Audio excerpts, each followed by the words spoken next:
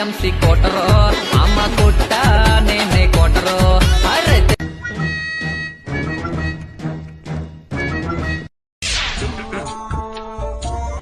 చిచ్చి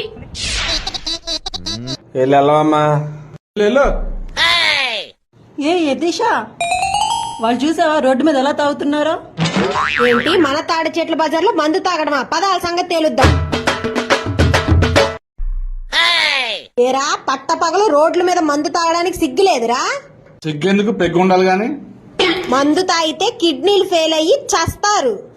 మరి మా తాత 100 ఏళ్ళు బతికాడు. ఏంటి మీ తాత మందు తాగి 100 ఏళ్ళు బతికాడా? మందు తాగైతే కాదు, ఎవరికి ఉచిత సలహాలు ఇవ్వకుండా ఆయన పని ఆయన చేసుకుంటూ 100 ఏళ్ళు బతికాడు. కాబట్టి మీరు కూడా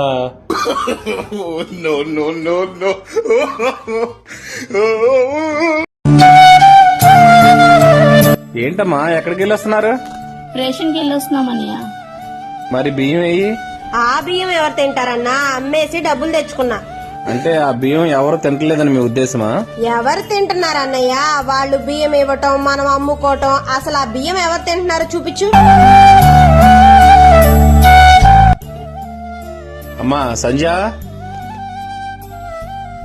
అన్నయ్య